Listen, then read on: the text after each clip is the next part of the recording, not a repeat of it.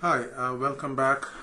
In the last tutorial, we saw how you generate a claim and how you send the HICFA to the insurance companies or the clearinghouse.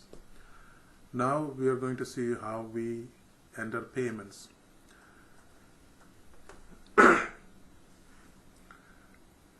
So under fees, there is a payment tab, and you have three options that shows up here.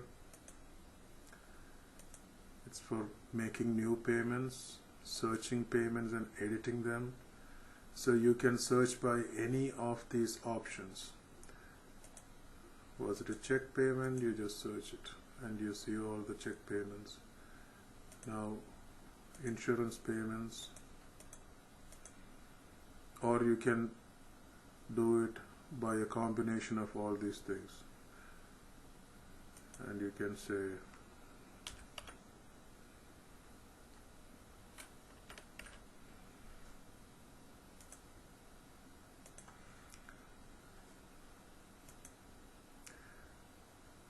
so this is how you search for payments. Once you get it below, you click on that link and it will show you how you can edit it.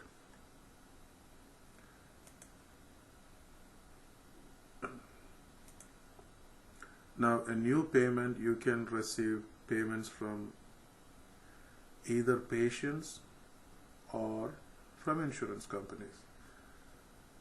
Now let's see how we enter payments or EOBs from insurance companies. So the date of the check, the post due date is the date to which you want to allocate that payment. For example, you received it last month and you want to include it in this month, or you included a check in this, received a check in this month, but you actually want to show the income for the last month. It's up to you how you want to do that. Usually it's a check payment that you receive from insurance companies. You can also select electronic. Of course, this is self-explanatory. The amount that shows on the EOB, an EOB usually contains payments for several patients and not just one claim. So you select insurance here and you select insurance payment, and you can search for the insurance company.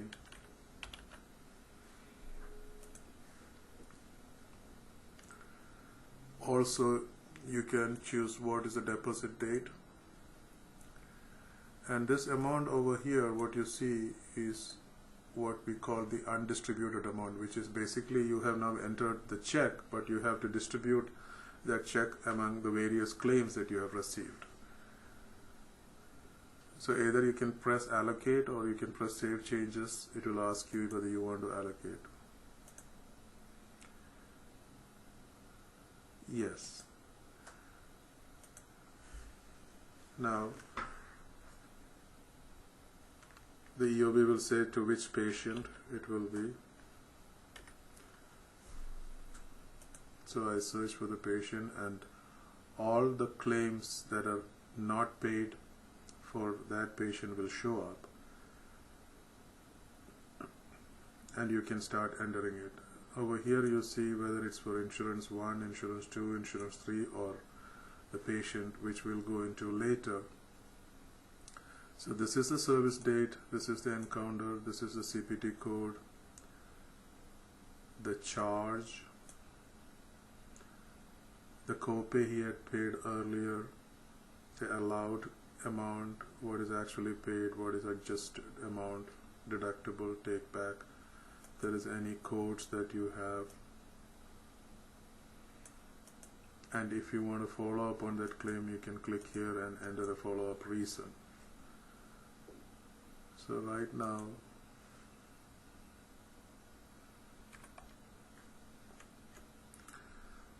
automatically the rest of the field is entered. Now you can see the copay, the remainder becomes -20 because the copay was already paid.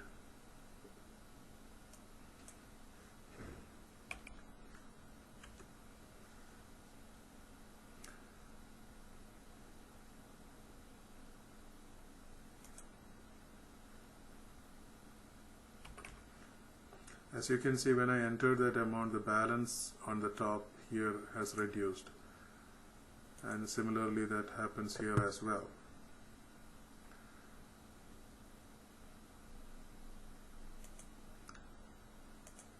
You did that. Now if there is any other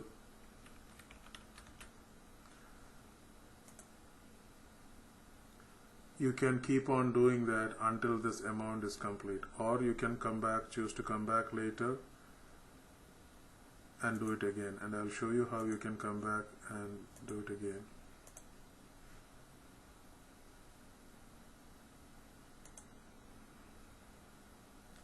So if you want to go back and find that check, you can either select, and you have it here, and it will show you whatever that has been done so far. If you want to delete it, you can delete, and if you want to add a new entity, you can keep doing that. So this is how you enter the insurance payment. Now let's say that it's a patient payment, and patient can make payments in different ways. It can be a family payment, so the father pays for the group, or the mother pays for the group. Again, group payment. Maybe the company is paying for some of his employees. I don't know. Whatever is considered as group can be entered there. Patient direct payment or prepayment from the patient.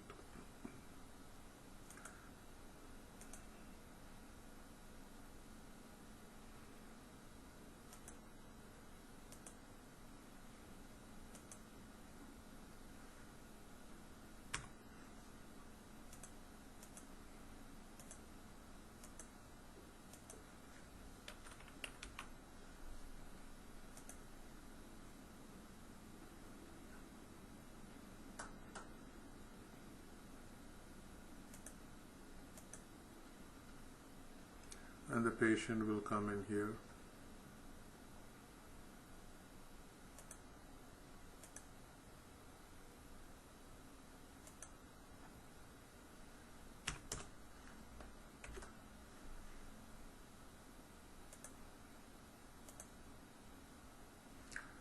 So, and the balance is finished. So this is how you enter the patient payments as such.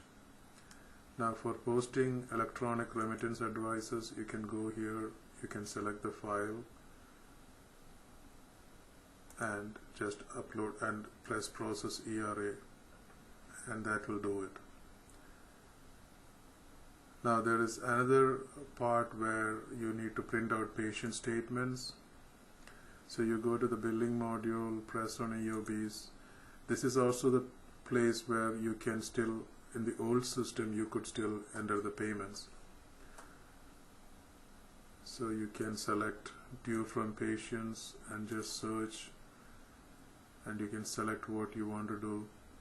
If you don't want to update, you want to keep count of how many times you send the statements, so it will keep update of that in this column. So sometimes you just want to make a statement and you don't want to update it, you can say without update.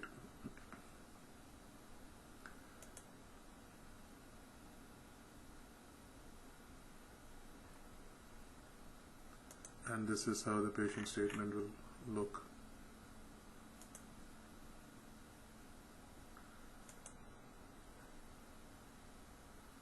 So I think essentially we have covered how to enter an insurance or a patient's payment, how to distribute it among the different claims, how to search for a payment and edit it, and how to process an ERA file. So thank you very much.